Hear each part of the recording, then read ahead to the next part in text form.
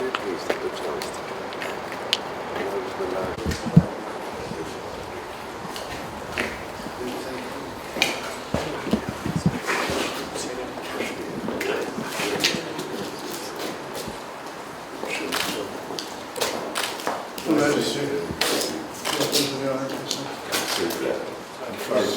too long.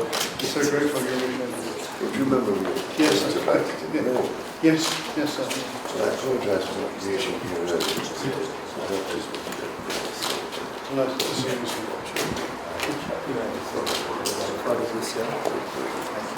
This is not being too disruptive. Not at all. No. Operation.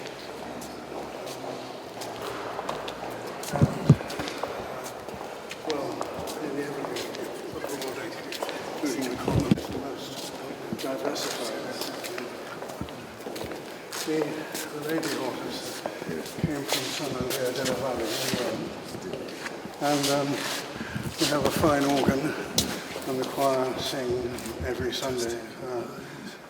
16th century polyphony, mostly in Gregorian chant, to match the Latin liturgy. And are they all residents? Or they're all local. A lot of students from the Birmingham Conservatoire. I see. The congregation are young. Here we have some relics, which is the sort of main focus of veneration for parishioners and visitors. As you can see behind his praise of mitre, he wasn't a bishop, but as a cardinal he was entitled to use those things. But he never went to Rome, did he? He went to Rome twice, including to get his red. Please do. Yeah. Yes, more international.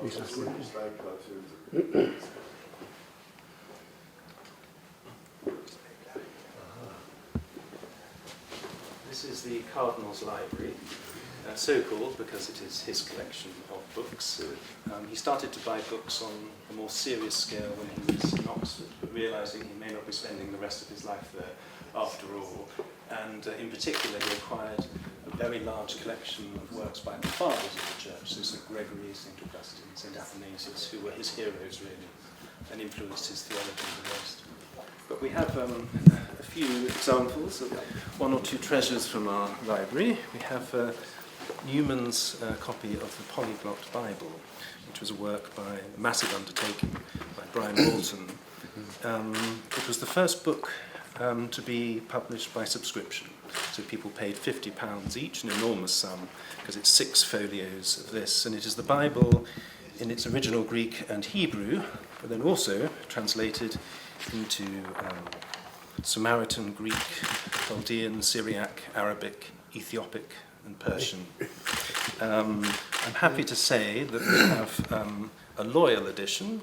So there was a preface that acknowledged Cromwell's interest in it, and indeed he did back it. He did not charge duty for the paper to produce it, but as soon as they could, they dropped him from the preface and acknowledged the king, because Brian Walton was. And so you can see how it is set out, even just as a work of Oriental scholarship. It is an extraordinary thing. And it's Syriac. Yes, amazing, isn't it? And here we have, outside his home, as he was writing this, which I think sought to inspire him, precisely, very much that sort. And then we have perhaps the most interesting moment in the piece, which is when Gerontius has a single glimpse of God, and God is represented by this almighty chord here.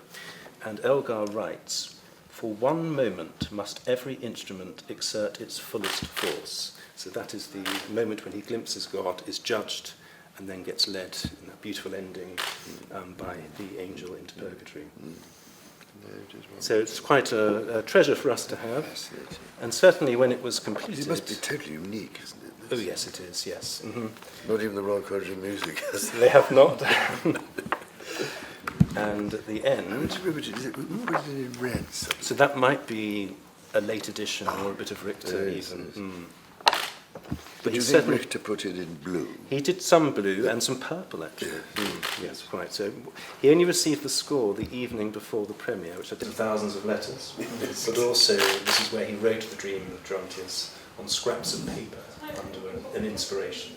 that he said he couldn't really account for apart from being divine.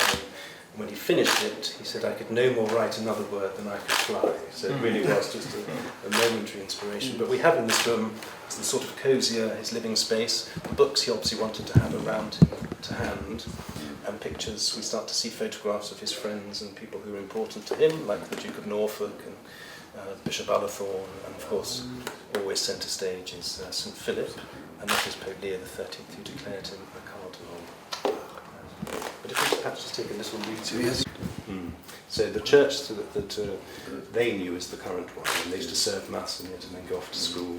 Sort of thing. And loved it, apparently. Oh yes, he said it was life lived in excelsis. Yes, I've seen it. So we pass here, sir, an interesting what's left of a map of the Sudan.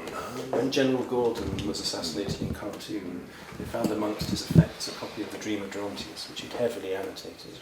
And this rather caught Newman's imagination. So he just cut it out of the Times, a copy of a map of the Sudan to his wall, as a little reminder, I think. And it's near his prayer desk, where you see his prayer books and rosaries and that sort of thing. And then we pass, these are breviaries and other works. In fact, part of his little classical volumes are here as well.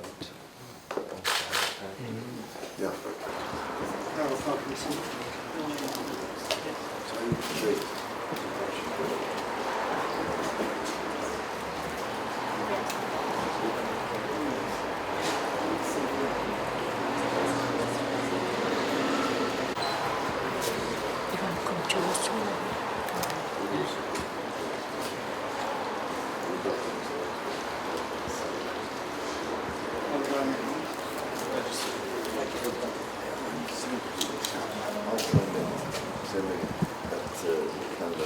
Yes, that's right, that's what it means. So I don't walk. It's lovely to show